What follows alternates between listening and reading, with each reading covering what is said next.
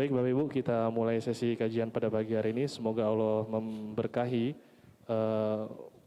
kegiatan menuntut ilmu kita di waktu-waktu yang terbaik setelah sholat subuh. Semoga menjadi ilmu yang bermanfaat. Kepada Ustadz Ami Nurbait Hafidhullah Ta'ala kami persilakan, falyatafadhol mashkur. Assalamualaikum warahmatullahi wabarakatuh. Alhamdulillahi rabbil alamin. Alladhi hadana lihada wa ma kunna linahtadiya lawla an hadana Allah. Laqad jaa rusulu rabbina bil haqq wa nudu an tilkumul jannatu urithumuha bima kuntum ta'malun. Wa ashhadu an la ilaha illallah wahdahu la syarika lah. Wa ashhadu anna Muhammadan abduhu wa rasuluh sallallahu alaihi wa ala alihi wa sahbihi wa man tabi'al huda ila yaumil qiyamah. Alhamdulillah, pagi ini kita bisa kembali melanjutkan sesi yang ketiga untuk daurah Mufcam ANB di kesempatan ini. Dan nampaknya masih cukup sepi, beberapa kursi belum terisi. Kira-kira kalau tidur di tenda tapi bisa sholat subuh tepat waktu, dengan tidur di hotel namun gak bisa bangun subuh, pilih mana Pak kira-kira?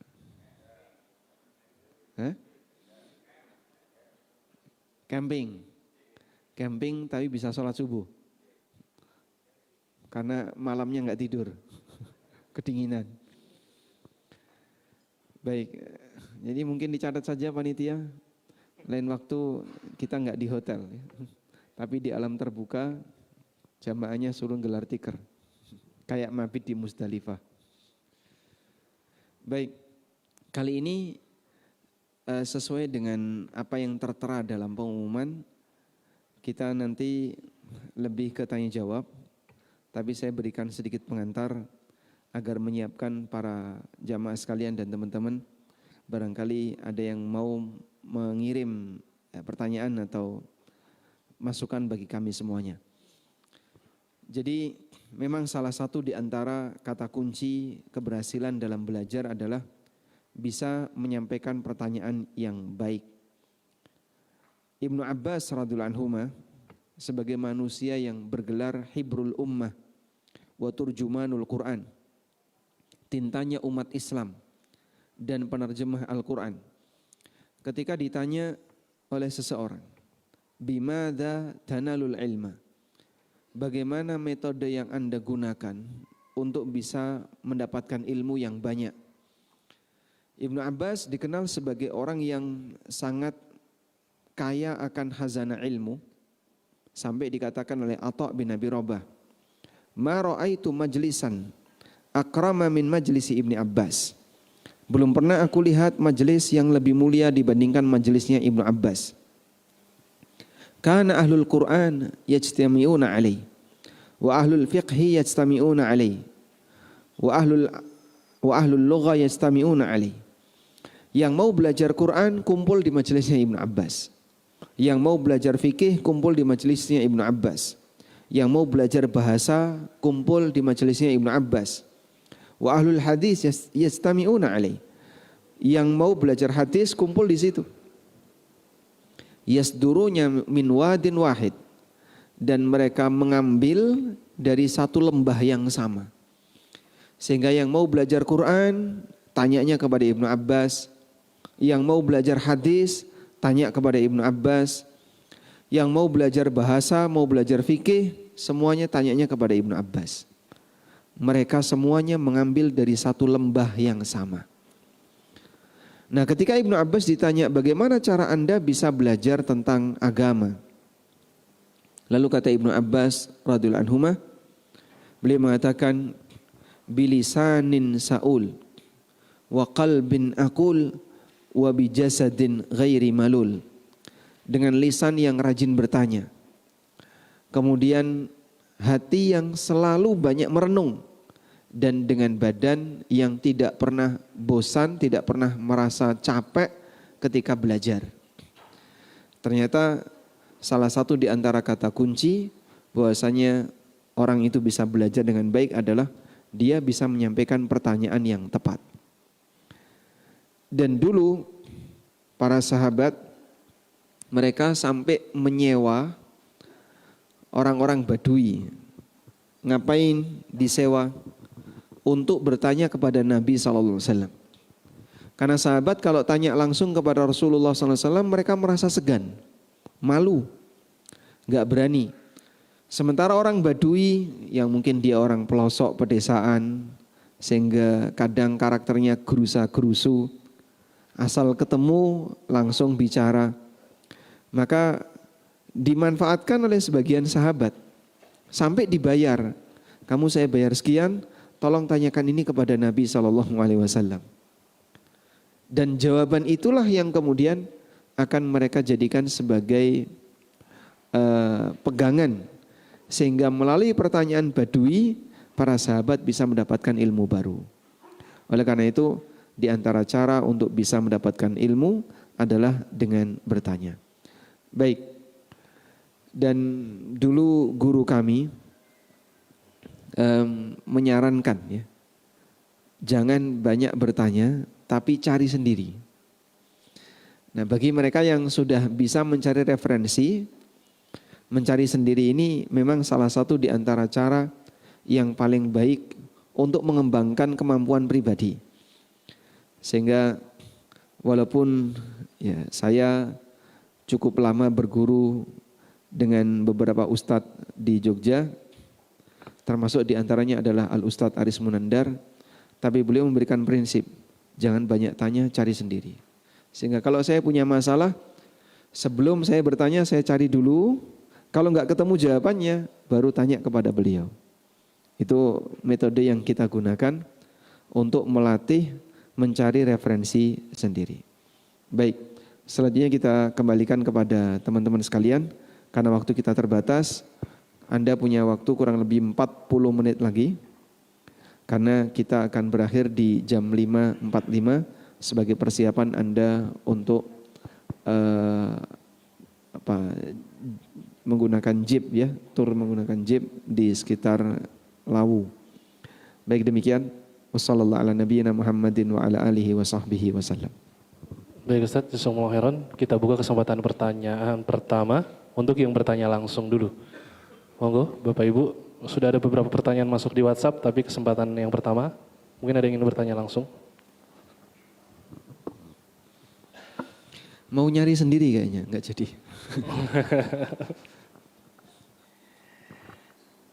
Bismillahirrahmanirrahim. Assalamualaikum warahmatullahi wabarakatuh. 7 poin aja pertanyaan Ustaz. Terima kasih waktunya. Apakah pembagian warisan itu dapat dilakukan dengan sukarela? Satu. Yang kedua ini mungkin kalau pembagian yang dimaksud sukarela dari pihak siapa, Pak? Para ahli waris. Ahli waris. Para ahli waris. Ya. Yang kedua, cek. Contoh aja ini, minta solusinya.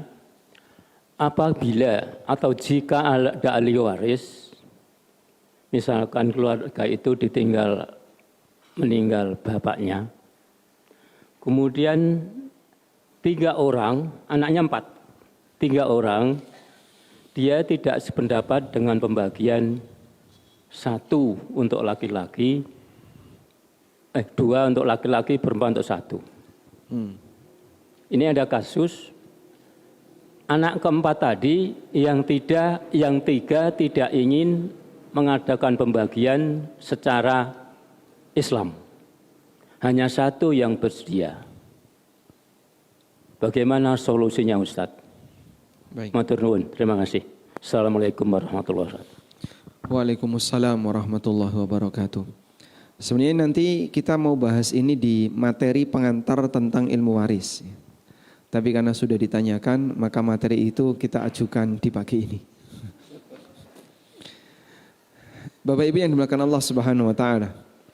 Silakan Bapak buka surat An-Nisa ayat 11, 12 sampai 14. Di surat An-Nisa ayat 11 dan 12 Allah menjelaskan tentang bagaimana cara membagi waris sesuai dengan jatah yang Allah tetapkan. Di ayat 11 Allah Ta'ala mengatakan, yusikumullahu fi auladikum lidzakari mithlu hadzil unthayain. Allah mewasiatkan kepada kalian untuk anak laki-laki mendapatkan jatah 2 kali dibandingkan anak perempuan. Lalu di situ ada rincian. Kalau anak perempuan sekian dapat jatah berapa, kemudian saudara dapat jatah berapa, dan seterusnya sampai akhir dari ayat. Lalu di ayat 12 Allah menjelaskan tentang pembagian warisan untuk suami dan istri. Berapa jatah suami ketika istrinya meninggal, berapa jatah istri ketika suaminya meninggal. Berikut juga saudara. Lalu di ayat 13 Allah menjelaskan janji. Bagi siapa yang mau memenuhi aturan itu sesuai dengan yang ada dalam Al-Quran.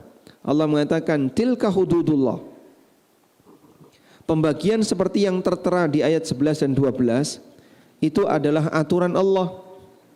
Wa may yuti'illaha wa rasulah.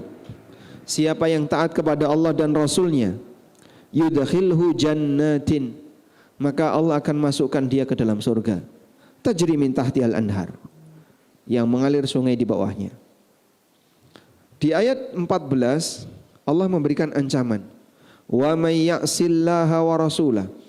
Siapa yang durhaka kepada Allah dan Rasulnya, di mana dia bagi waris tidak sesuai dengan ketentuan di ayat 11 dan 12, wa yata'adda hududah, dan keluar dari aturan Allah, yudkhilhu naran, maka Allah akan masukkan dia ke dalam neraka. Jadi kira-kira setelah ada penjelasan di ayat 11 12, lalu di situ ada janji dan ancaman bahwa siapa yang mengikuti aturan ini dia akan dimasukkan surga. Siapa yang tidak sesuai dengan aturan ini dia akan diancam neraka. Berarti bagi waris ini bukan cuma urusan dunia, tapi ini nyambung di akhirat.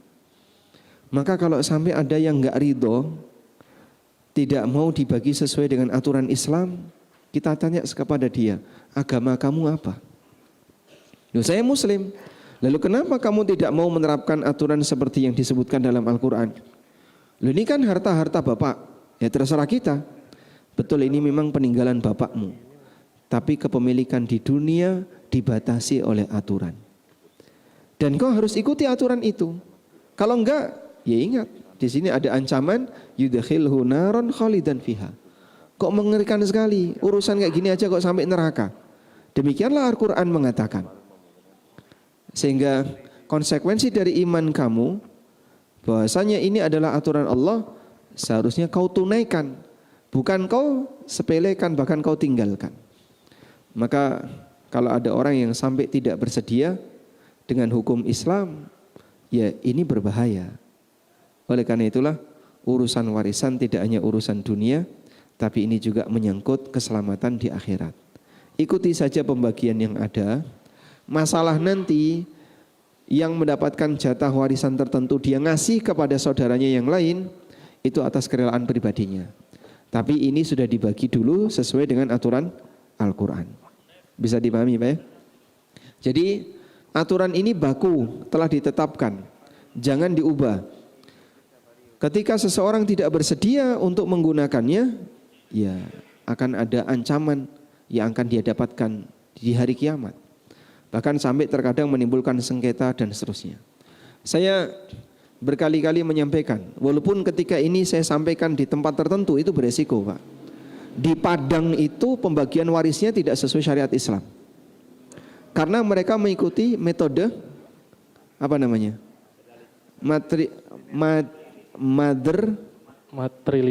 Matrilineal, sehingga hanya perempuan yang dapat jatah warisan, yang laki-laki nggak dapat. Terus gimana Pak? Ya ini bahaya kayak gini. Mungkin dia bisa menang dengan alasan itu budaya, tapi ini berbahaya. Dia bisa aman ketika di dunia, tapi ingat hidup tidak sekali.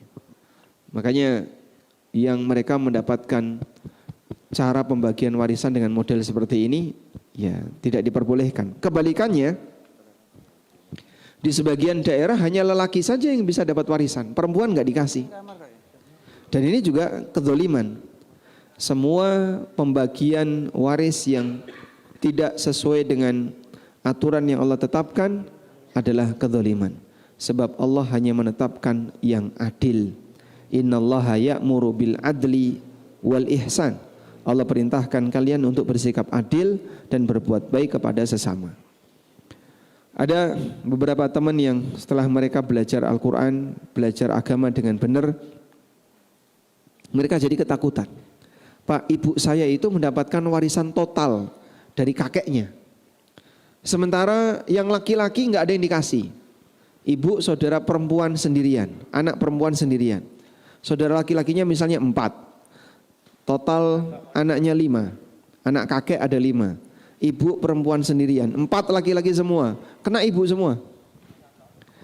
Yang paman-pamannya, Pak D-nya nggak ada yang dikasih. Dolim nggak kayak gitu, Pak? Tapi itu dipegangi. Makanya di tempat kita, di negara kita, ada 3 hukum yang memperebutkan aturan warisan. 3 hukum. Pertama, hukum adat. Yang kedua, hukum negara. Yang ketiga, hukum agama. Dan karena ada pluralisme hukum, maka orang mau bagi waris berdasarkan adat, pakai negara atau pakai agama, pemerintah tidak ikut campur.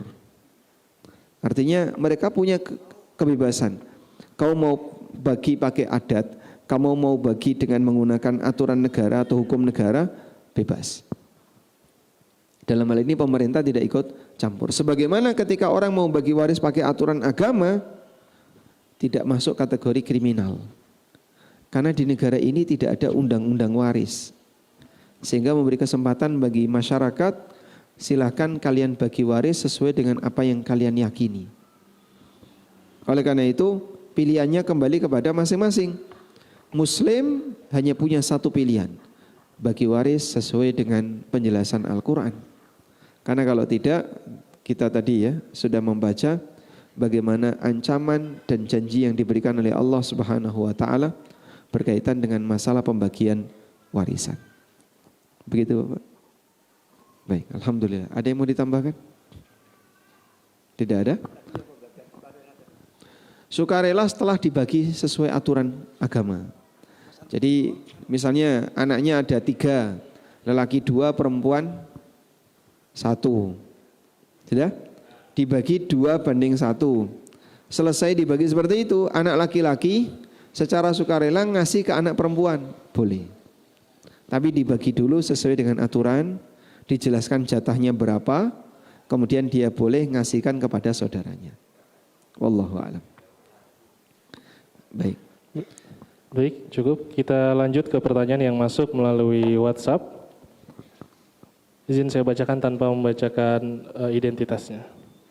Assalamualaikum Ustadz, mau tanya, saya sebagai anak laki-laki, bagaimana jika sudah punya keluarga, anak istri, sedangkan orang tua saya selalu meminta uang kepada saya karena sangat banyaknya hutang. Sedangkan saya sudah beberapa kali kasih tapi tetap kurang.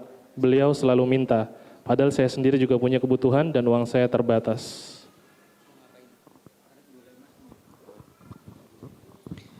Pertama, kembali kepada masalah utang orang tua. Apakah anak wajib menanggung utang orang tua?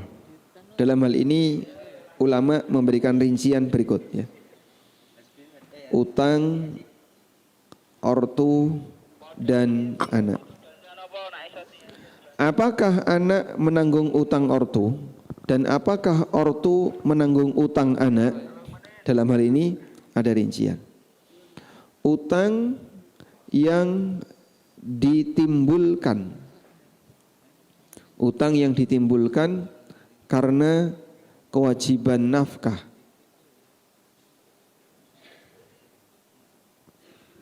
yang belum ditunaikan, karena kewajiban nafkah yang belum ditunaikan, maka jadi tanggung jawab menjadi tanggung jawab pemberi nafkah. Jadi misalnya, ortu wajib ngasih nafkah ke anak. Lama sekali nggak pernah ngasih nafkah. Sampai anak ini ya kebutuhannya tidak tercukupi, akhirnya dia utang untuk mencukupi kebutuhannya. Maka utang seperti ini nanti jadi tanggung jawab siapa? Orang tua. Dan kebalikannya, orang tua tidak mampu, tapi anak tidak pernah ngasih nafkah kepadanya. Sampai akhirnya ortu ini utang. Maka nanti utang ortu ini jadi tanggung jawab anak. Demikian pula seorang istri yang dia tidak dikasih nafkah oleh suaminya. Siapa? Suami. Kenapa tanggung jawab? Jadi utangnya istri disebabkan kewajiban suami yang tertunda.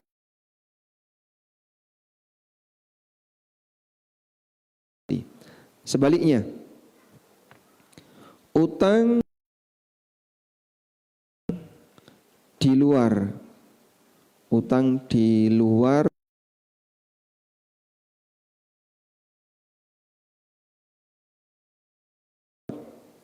nafkah, maka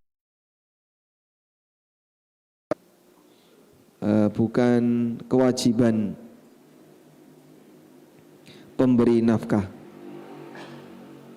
Jadi misalnya istri sudah dipenuhi nafkahnya, anak sudah dipenuhi nafkahnya, demikian pula orang tua sudah dipenuhi nafkahnya, tapi dia masih ngutang untuk kebutuhan di luar kebutuhan nafkah. Maka utang seperti ini bukan tanggung jawab pemberi nafkah. Baik. Oleh karena itu, ketika orang tua punya utang dalam jumlah banyak, maka kembali kepada pertanyaan, apa sebab orang tua ini utang? Apakah karena orang tuanya nggak mampu tapi anaknya nggak ngasih nafkah, sehingga dia utang untuk biaya hidup? Ataukah itu utang di luar biaya hidup? Kalau jawabannya yang kedua, maka anak tidak berkewajiban untuk nanggung utangnya orang tua. Tapi kalau anak secara sukarela memberikan hartanya kepada orang tuanya, hukumnya diperbolehkan dan itu bagian dari kebaktian anak kepada orang tua. Walaupun sifatnya yang kedua ini tidak wajib. Wallahu a'lam. Jazakumullah khairan Ustaz. Berikutnya kita berikan kesempatan untuk yang bertanya langsung. Mungkin dari sisi akhwat dulu bergantian. Mas Joko minta tolong bisa dibantu. Kesempatan bertanya langsung bisa dimanfaatkan Bapak Ibu karena pertanyaan yang masuk melalui WhatsApp sudah belasan. Jadi mungkin bisa ditanyakan langsung, bisa dimanfaatkan kesempatan bertanya melalui mikrofon. Ada Mas Joko? Kalau tidak ada, tidak ada. Baik, silakan dibacakan. Oh, Bapak. Di belakang ada berapa mikrofon? Satu, yang satunya tadi mana? Di sini tidak ada ya. Baik.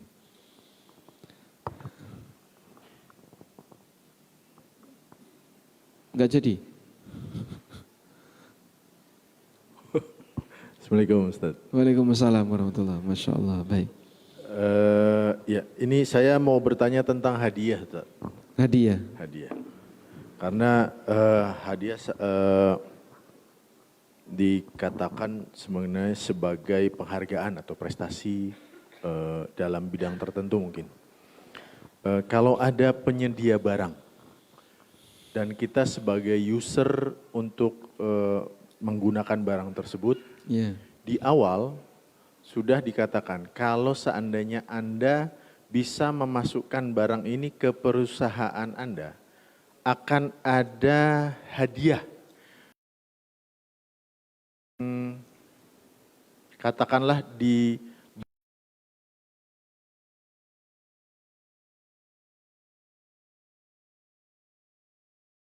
penggunaan barang tersebut, tapi kita disekolahkan oleh penyedia barang tersebut ke luar negeri misalnya. Sehingga kita dapat menggunakan barang tersebut dengan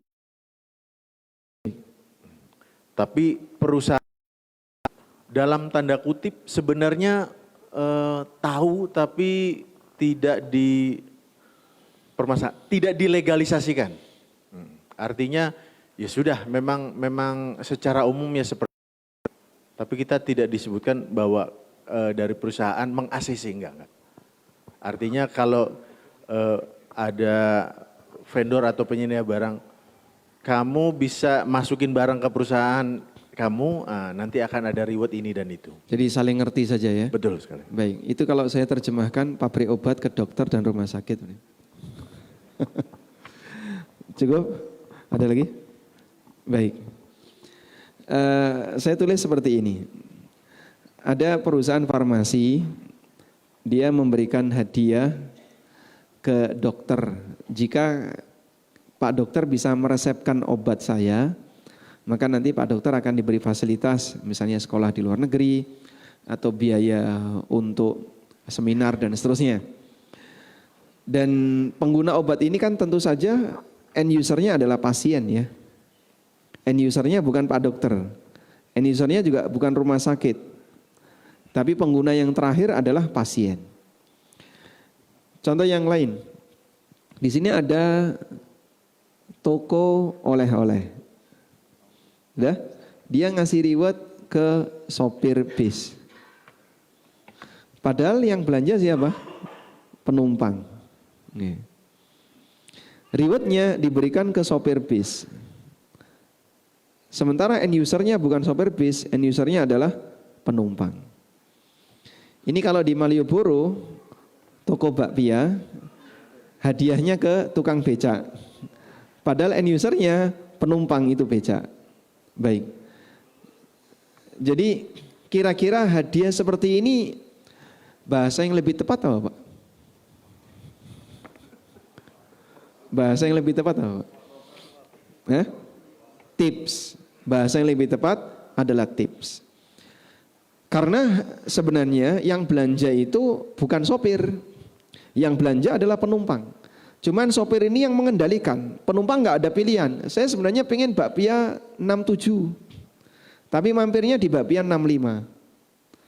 Karena sopir sudah ada perjanjian dengan bakpia 65. Pokoknya nanti kamu punya penumpang berapapun bawa ke sini. Sehingga mau tidak mau kan dia belanja di situ. Nggak mungkin kemudian penumpangnya saya mau ke sana. Jauh sekali. Nggak mungkin dia jalan kaki ke sana. Tukang becak juga sama. Tukang becak ketika mengantarkan penumpang, dia diantarkan ke toko tertentu. Nggak mungkin dia memilih yang lain. Maka tukang becaknya per pack dikasih sekian rupiah dan seterusnya. Maka sebenarnya hadiah di sini lebih tepatnya disebut apa? Tips. Ini sama dengan tips. Sudah? Nah, tips ini diperbolehkan ataukah tidak? Di sana ada amanah, Pak. Amanah ini ketika sudah dibayar, misalnya seorang karyawan seperti bagian pengadaan perusahaan.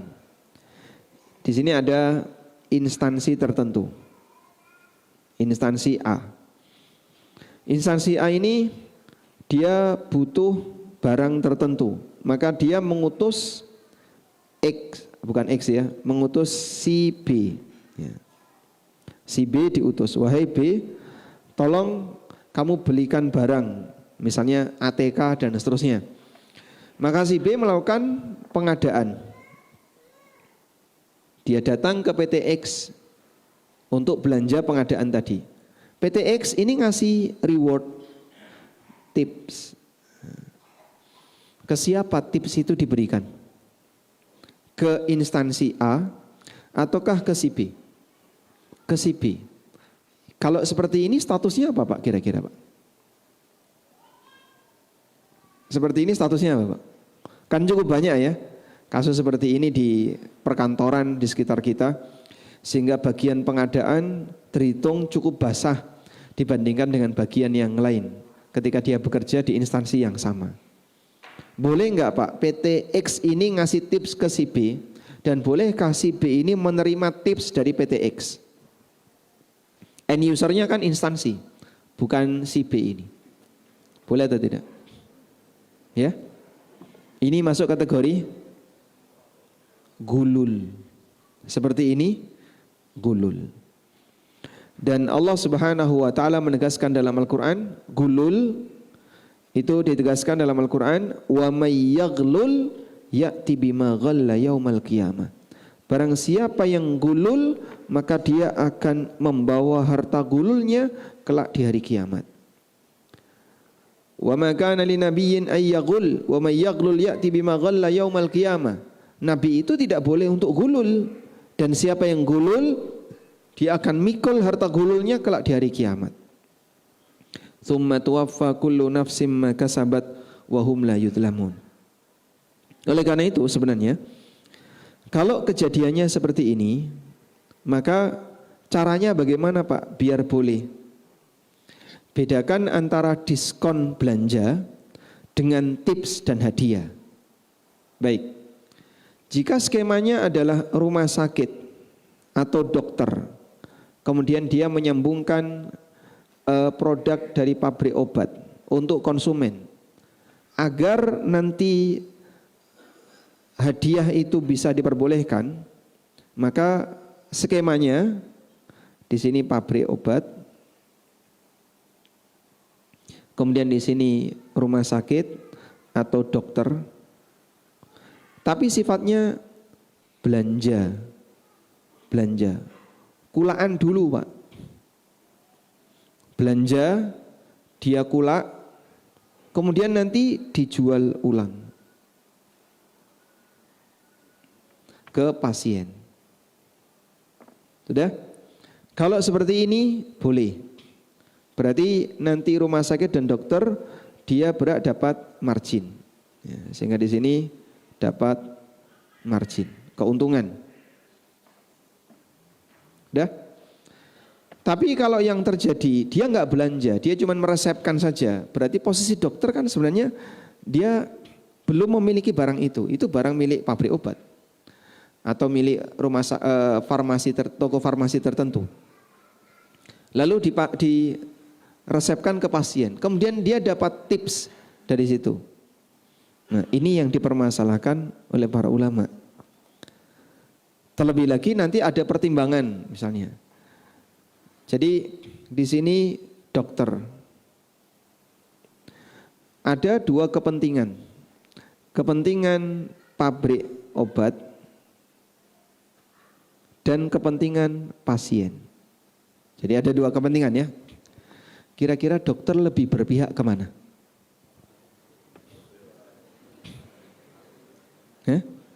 Kira-kira dokter lebih berpihak kemana? Ke kanan atau ke kiri? Ini kan sama-sama bayar Pak ya. Pasien ini bayar, nggak gratis dia Pak. Ini juga bayar, ngasih janji tadi. Kalau Pak dokter bisa meresepkan ini, nanti target sekian, Anda akan kami berangkatkan untuk seminar dan seterusnya. Jadi kira-kira secara umum Pak, dokter lebih berat kepentingan yang mana? Ke kanan atau ke kiri? Padahal pasien itu sudah memberi amanah kepada dokter. Sampai dia menyerahkan badannya ke dokter.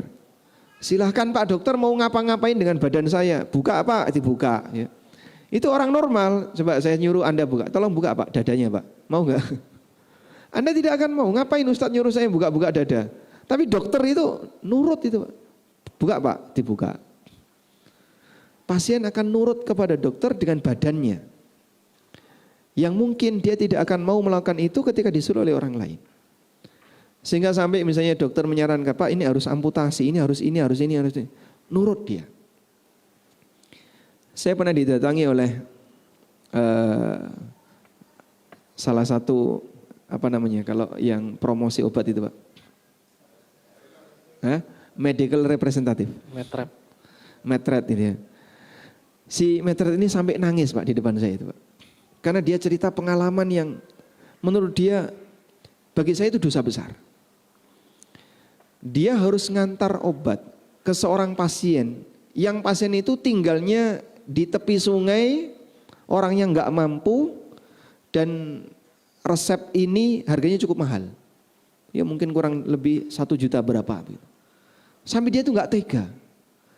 kok ada dokter ngasih resep seperti ini padahal pasien ini mungkin terlalu mahal obat seperti ini dan ada pilihan-pilihan yang lain. Cuman karena target harus sekian yang diresepkan, akhirnya pasien itu terpaksa harus beli. Padahal kata beliau, kayaknya obat ini tidak memberikan pengaruh signifikan bagi penyakitnya. Nah, makanya ada pertanyaan yang barangkali perlu untuk direnungkan bersama. Kira-kira kalau ada dua kepentingan ini, dokter lebih cenderung kepada siapa? Apakah ke pabrik obat ataukah ke pasien? Ya. Ini kalau di negara-negara non-muslim ya, praktek seperti ini ada nggak Pak? Di negara non-muslim? Model swab ke dokter kayak gini. Tapi ini banyak di negara kita. Saya punya teman yang dia kerja di perusahaan obat luar negeri. Kata beliau, kami nggak pernah ada tips dan sogok. Justru ketika pabrik obat dalam negeri itu yang paling banyak model seperti ini. Mempengaruhi kebijakan dokter berkaitan dengan apa yang harus dikonsumsi oleh konsumen, oleh pasien.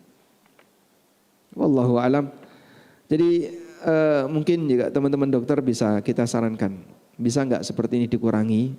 Kalau memang mau mengambil margin, ya modelnya Anda misalnya punya praktek pribadi, kulaan dulu, kemudian dapat diskon berapa, terus nanti dijual ke pasien. Kalau itu boleh. Atau rumah sakit, dia punya stok obat, kulaan dulu, kemudian nanti dijual ke pasien.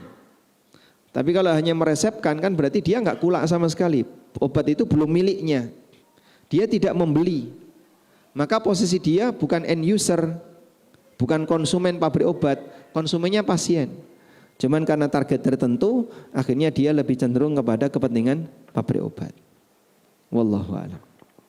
Ya. Mungkin Pak Dokter bisa tambahkan. Maaf Ustaz, belum mengena sih Ustaz. Ini masalahnya bukan obat ya Ustaz, ini barang.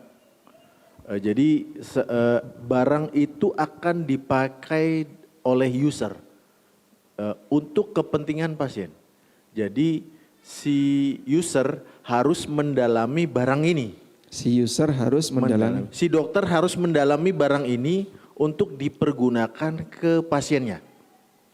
Ada barang ditawarkan, ada teknologi baru ditawarkan kepada rumah sakit. Yeah. Rumah sakit menunjuk siapa yang mampu kemungkinan untuk menggunakan barang ini untuk digunakan ke pasien. Oh gitu. Berarti end usernya rumah sakit. Nanti diberikan sebagai layanan untuk pasien. Betul. Konsumennya rumah sakit berarti ini. Nanti yang beli barang ini siapa? Rumah sakit. Rumah sakit. Rumah sakit. Baik. Rumah sakit. Berarti posisi dokter dalam hal ini seperti bagian pengadaan di sebuah instansi. Instansi A misalnya. Terus nyuruh orang, tolong carikan barang yang cocok untuk kita butuh ATK. Boleh enggak posisi wakil rumah sakit ini, yaitu dokter tadi, mendapatkan uang hadiah dari perusahaan barang tersebut? Boleh dengan syarat, satu, pihak rumah sakit mengizinkan. Sehingga ini sebenarnya adalah haknya pihak rumah sakit. Tapi kalau pihak rumah sakit mengizinkan, silahkan. Nah masalahnya kalau ini adalah rumah sakit milik pemerintah, berarti izin itu diatur di peraturan. Bukan hanya sebatas saling diem. Ya. Karena kalau ini rumah sakit pemerintah kan berarti harus terukur Pak ya. Beda dengan rumah sakit swasta. Kalau rumah sakit swasta ya cukup izin dari pemilik, owner atau yang mewakili owner, selesai. Tapi kalau rumah sakit pemerintah ya berarti ini harus ada aturan yang tertera. Contoh sederhana misalnya, Kementerian A kemudian menunjuk salah satu pegawai untuk melakukan pengadaan. Lalu toko yang ditunjuk sebagai vendor bagian pengadaan itu ngasih hadiah kepada bagian pengadaan. Itu kalau secara undang-undang di KPK boleh atau tidak? Ini masuk gratifikasi kan? Iya, masuk gratifikasi Pak ya? Nah, sehingga kalau itu masuk gratifikasi, ada enggak gratifikasi yang ditoleransi? Misalnya secara peraturan di KPK ini boleh Pak, tapi minimal atau batas maksimal nilai hadiahnya sekian. Kalau tidak salah ada pernyataan yang pernah disampaikan oleh salah satu anggota KPK atau pejabat KPK, hadiah ketika walimah nikah pejabat itu maksimal kan 1 juta Pak ya. Kalau lebih dari 1 juta wajib dilaporkan. Nah kurang lebih seperti itu. Jadi kira-kira bagian pengadaan ini boleh nggak mendapatkan fee dari toko obat atau toko peralatan tadi? Kalau secara peraturan boleh, silakan. Jadi sifatnya bukan saling diem, tapi kembali kepada peraturan. Walhamdulillah. Baik, selanjutnya. Baik Ustadz, selanjutnya kita beralih ke pertanyaan di WhatsApp. Assalamualaikum Ustadz.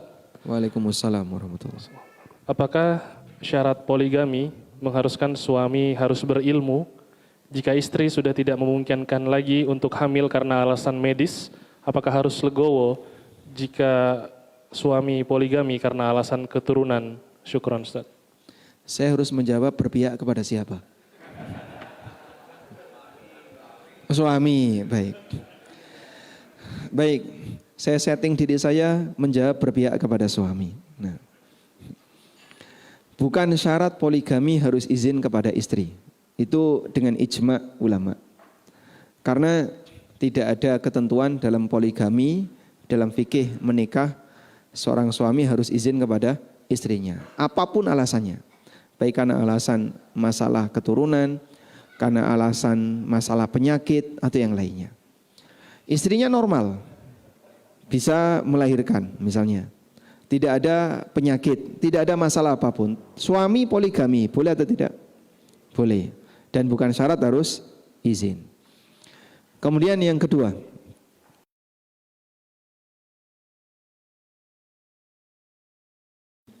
jika yang dimaksud berilmu di sini adalah berilmu dalam arti paham tentang aturan poligami. Misalnya dia ngerti bagaimana aturan adil dalam membagi giliran.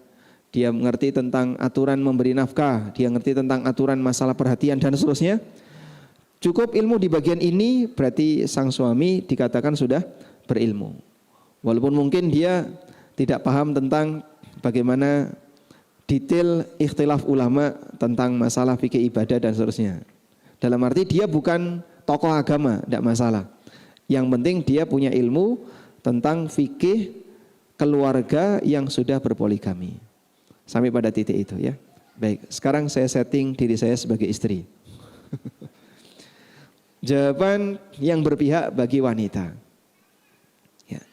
Kebahagiaan itu tidak harus dalam bentuk Anda punya pasangan lebih dari satu. Ketika Anda bisa merasa bahagia bersama dengan pasangan hidup Anda, walaupun tidak punya keturunan, tapi Anda bisa merasa bahagia dengan istri satu, belum tentu Anda akan bisa mendapatkan kebahagiaan ketika Anda tambah istri. Bisa jadi masalah bermula ketika suami ini memiliki istri lebih dari satu. Maka waspadalah. Cukup nggak kayak gini? Insya Allah. Wallahu a'lam. Pertanyaan berikut Ustaz. Assalamualaikum Ustaz. Mohon izin bertanya apa yang harus dilakukan jika memiliki ortu dengan akhlak yang kurang baik.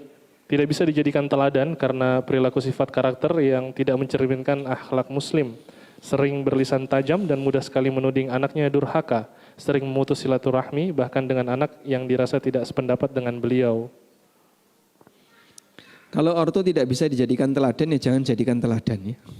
Sehingga jangan ditiru akhlak buruk beliau. Walaupun anak tetap berkewajiban untuk berbakti dan bersikap baik kepada ortu. Allah berpesan yang disampaikan dalam nasihat Luqman. Dan itu diabadikan. Luqman itu nabi atau bukan Pak? Bukan. Pendapat yang benar, Luqman bukan seorang nabi. Beliau manusia bijaksana dan sampai nasihat beliau diabadikan oleh Allah dalam Al-Quran. Dan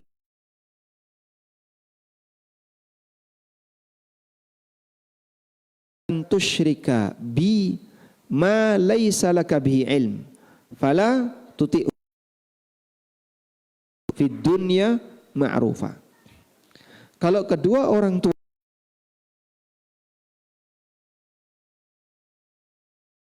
yang kau tidak punya ilmunya,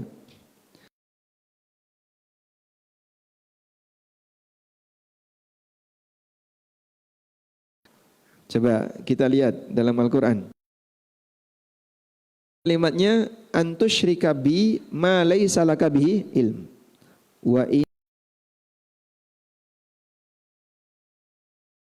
Kalau mereka memaksamu untuk berbuat syirik, ma laisa laka bihi ilm, yang kau tidak punya ilmunya. Ya, kata orang liberal, berarti kalau syirik punya ilmunya boleh. Benar nggak kayak gini, Pak? Ini yang disebut dengan sifah as-sifah al-kashifah. Sifat yang melekat pada perbuatan tertentu. Contoh ya, es dingin, es dingin, es dingin. Ada nggak es anget? Ada Pak? Nggak ada. Dingin itu adalah sifat yang melekat pada es.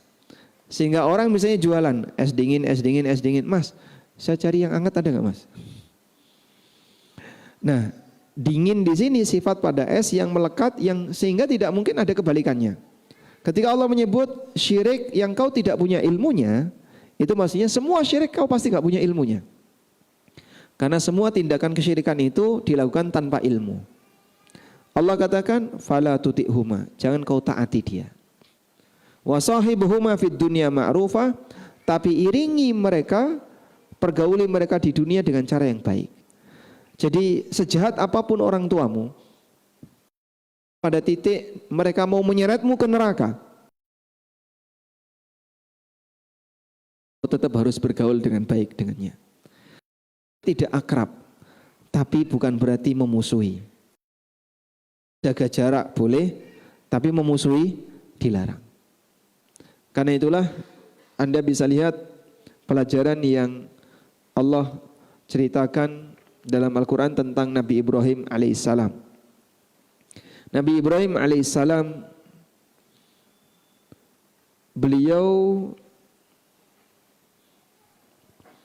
mendakwai bapaknya dengan cara yang sangat lemah lembut.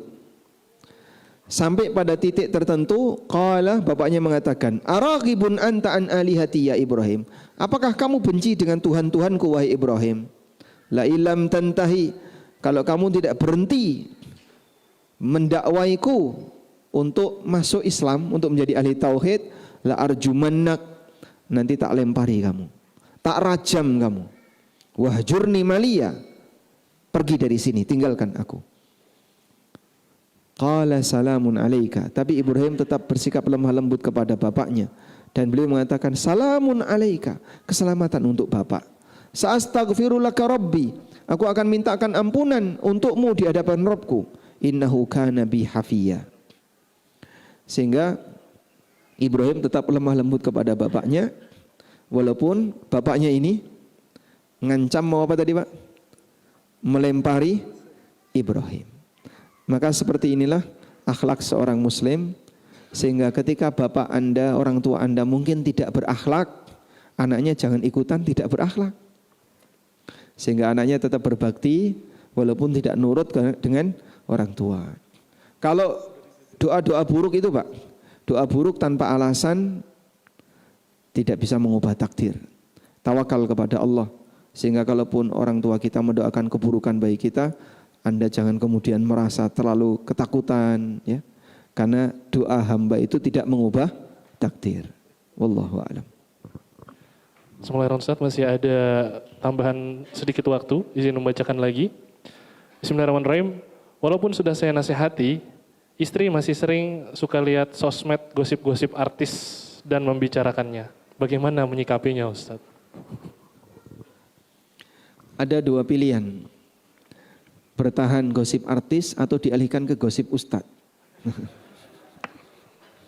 Oh, kenapa? Sama-sama artis. Baik. Jika pembicaraan seperti itu menyebabkan orang berdosa, maka sampaikan kepada beliau, kamu kalau ikutan gosip-gosip seperti itu, bisa jadi pahalamu berkurang. Dosamu akan bertambah. Karena setiap ghibah itu akan bisa menyebabkan seseorang bertambah dosanya. Oleh karena itu kita nasihatkan kepada beliau, gunakan waktu untuk menyimak kajian yang bermanfaat, dan apa manfaatnya kita ikut-ikutan dalam gosip artis. Amalan artis tidak ada nilai pelajaran yang bisa kita ambil, ya. Dosanya artis kalau kita gosipin, bisa jadi kita justru malah mendapatkan dosa. Oleh karena itu alihkan perhatian, sudahlah bahas saja bagian ilmu yang kau butuhkan dalam kehidupan sehari-hari, tinggalkan pembahasan yang tidak ada nilai pahalanya dan bahkan bisa memicu dosa. Wallahu a'lam. Alhamdulillah, sesi pertanyaan mungkin kita cukupkan Ustadz. Ada info dari restoran ternyata sudah siap 10 menit lebih awal.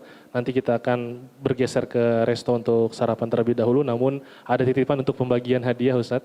Mungkin bisa dipilih atau ditunjuk atau ditanya. Khususnya bagi ibu-ibu juga Ustadz. Baik. Untuk ibu-ibu ya. Ibu-ibu dikasih hadiah apa ya? Buku tafsir sholat punya enggak? Belum. Nah, ini ada buku tafsir sholat. Mas Hasbin, bisa minta tolong dibantu.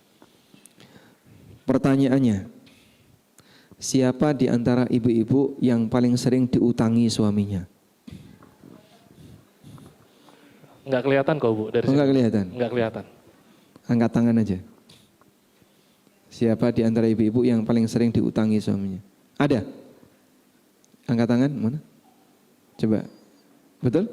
Oh enggak. Enggak jadi. Enggak jadi. Sudah diputihkan. Enggak ada? Baik. Pertanyaannya saya ganti. Tadi malam kita sudah menjelaskan perbedaan antara hibah, hadiah, dan sedekah. Pertanyaannya, jelaskan perbedaan antara sedekah dengan infak. Jelaskan perbedaan antara sedekah dengan infak. Ada? Baik, ada. Di ujung, Mas.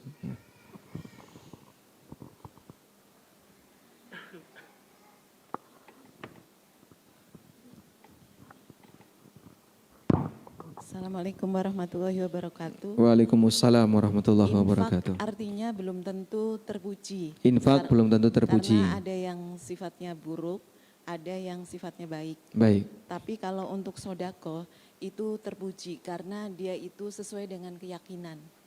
Dilatar belakangi oleh keyakinan. Ya. Baik. Benar enggak? Benar, baik. Alhamdulillah dapat hadiah buku tafsir salat. Insyaallah. Alhamdulillah.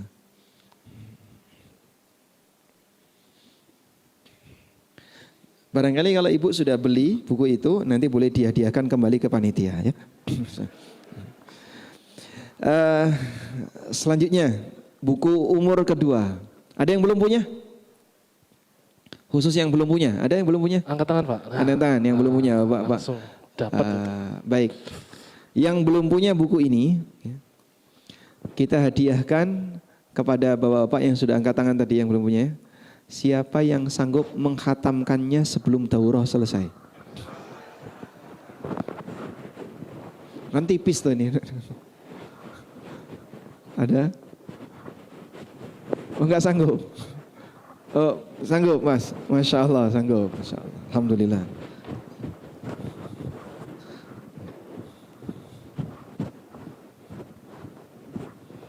Cukup kayaknya Mas ya? Baik. Mungkin itu dulu yang bisa kita bahas. Semoga apa yang kita sampaikan di kesempatan ini bermanfaat. Allahumma anfa'na bima 'allamtana wa 'allimna ma yanfa'una warzuqna ilma. Wa sallallahu ala nabiyyina Muhammadin wa ala alihi wa sahbihi wa sallam wa akhiru da'wana alhamdulillahi rabbil alamin. Wassalamualaikum warahmatullahi wabarakatuh. Waalaikumsalam warahmatullahi wabarakatuh. Jazakumullah.